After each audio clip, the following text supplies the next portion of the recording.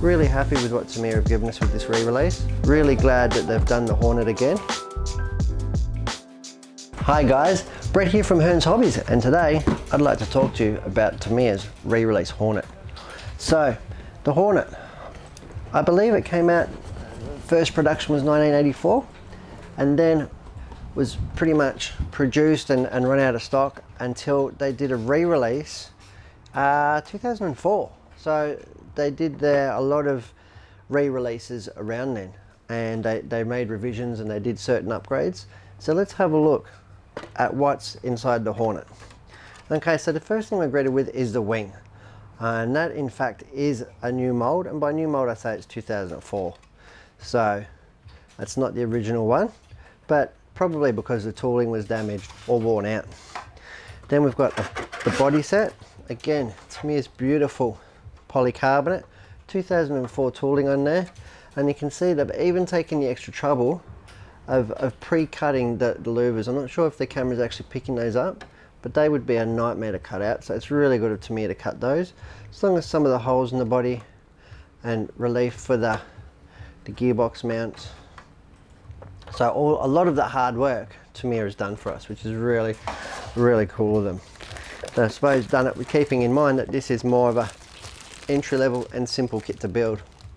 Next thing we're greeted with inside the box is this monocoque chassis, synonymous with the Hornet. I believe the Grasshopper, the Grasshopper 2 all use the same chassis, and I believe there's another model later on. But yeah, very simple monocoque design, spring retainer front, has rear suspension, shock mounts. So as opposed to the Grasshopper, this one did come with the bigger 540 motor and oil-filled rear shocks. Tamiya have taken the liberty of throwing in the ESC, which is really good, the electronic speed controller, which really adds a lot of value to the kit. To buy that as a spare part is quite expensive, so the fact that they've put it in really makes it a nice value added to the kit, makes it really quite reasonable and makes sense to build this one up. Here we've got our dual step tyres, our smoothie front tyres, again harking back to the old Baja days, really what the vehicle was based off. Scale wise, looking further into the box, okay, we've got a parts tree here. I'm looking at some rear suspension mounts here. We've got some spring retainers and fixtures and fittings in here. We've got our shock ends. It's a pretty cool little build. This one, of course, is pretty easy to see that we've got our big black transmission casings, left and right, sandwiched in. Now the beauty about the Hornet is that it's like a live axle or solid axle rear end. So yes, it did have a differential, but the wheels didn't truly operate independent, and that made it both robust, reliable, and nice and pretty simple to build. We've got our wheel adapters here, our hex adapters, and then we've got our pinion / motor cover there. Really cool, good to see their tooling and their parts are just impeccable. Classic Tamiya. We've got the classic Tamiya servo saver here. You can see there it's molded a different color to everything else, and it's actually very stiff compared to the other plastics of the car, given the fact that it is in fact for the servo saver. So it has an inbuilt sort of spring tension, if you will, bounces back into shape while being stiff but not too brittle to the fact that it actually breaks. Okay, and here we've got our front suspension arms. Really cool, our lowest front suspension arms. Again, more shock ends, looks like we've got servo mounts. Yeah, pretty cool. Our classic 5-point Tamiya wheels. These are iconic across a lot of the Tamiya two-wheel drive models, from the Sand Scorcher to the Frog, the Grasshopper, etc. They all have these wheels, and the beauty about them at the time, I suppose they're three-piece, so they act like a bead lock somewhat and sandwich the tyre to the wheel, not requiring any super glue. Okay, and here we have our lower battery door. We've got our Nerf bars on the side here, and we've got our classic Tamiya driver. And he's just about in every Tamiya kit that comes out, all the re-release kits. Been around for forever. It's got driving lights here, there's two bodies for him. Some of them mounted to the chassis and some of them is mounted through a screw through the top of his helmet to the body, as in the Hornet where he's mounted to the roof of the shell. So here we have the very classic looking Hornet sticker kit. Really nice. I bet it's impeccable quality. Really good tricolour design here, again harking back to the 70s and 80s style and fashion of the time. I'm going to go ahead here and look at the inside the special box. Again, one of the beautiful features of the Tamiya kits is the little extras, like just this part here. So little specialties to the kits, not just the parts trees. What have we got in here? So here we have, I did mention before that it has a differential. Here is the differential assembly. So it's what we call an open diff. It's got 3 bevel gears of considerable pitch. You can see here, it's not going to be the smoothest diff, but it's definitely going to be quite robust, especially considering that it's going to be powered by a big block 540, I suppose you will, compared to that of the Grasshopper. And here we have the said 540, genuine Tamiya motor, produced by Mabuchi. Really cool, been around forever, and they're just a really good reliable device. Got our really old-fashioned steering ball ends here, really small size. And in this bag too, we should have effectively our piano wire here with a Z bend in it. That goes to the servo saver, excuse me, the servo saver. And the thread here, that's where the little ball end goes. So it looks quite small and spindly, but you have to remember that these cars are actually very light, and being two-wheel drive, there's not that much stress on the front end at all.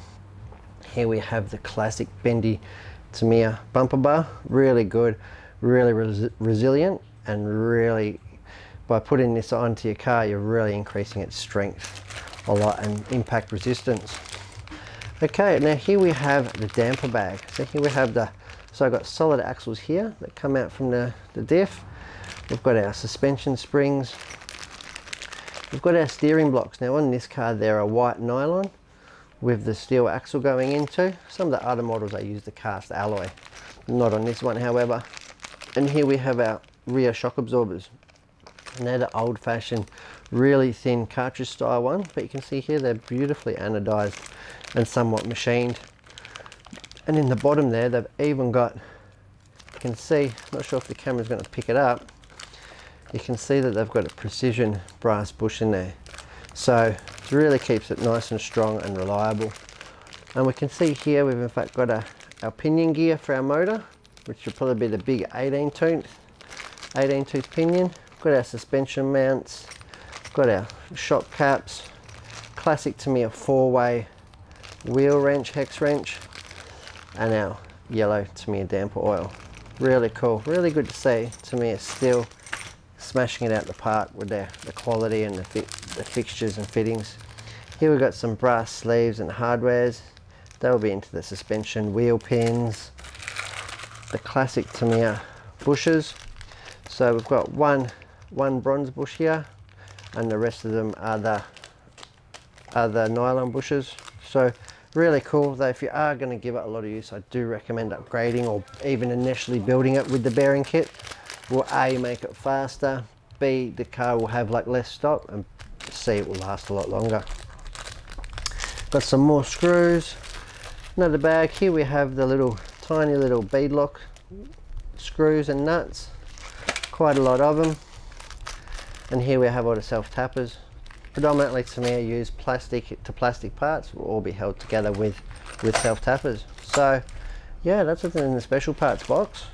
I suppose the last thing, but definitely not least, is the instructions. Now I'd like to show you these instructions because Tamiya instructions are widely regarded as the best in the business, and for very good reason. So let's have a look. So they've got some simple artwork, and you can see where some of the stickers are placed. It's what the car's going to look like. We've got some safety bulletins, if you will, in the front. Then we've got you can see the level of detail in the instruction. So we've got what tools to use, we've got little comics about what parts to read first, where to apply grease, and on the left hand side of every page we've got a scale chart. So that's exactly every part that we're going to use for this step is located here. So, and they're scales, the fact that you can put the part over that picture and it should be exactly the same size. So you know exactly what you're using and when, all throughout the build. It's got a lot of handy tips about putting the grease and the little springs there for the floating transmission case. We've got assembling the shock absorbers, putting the pistons on, the different coloured shock oils. This one comes with yellow.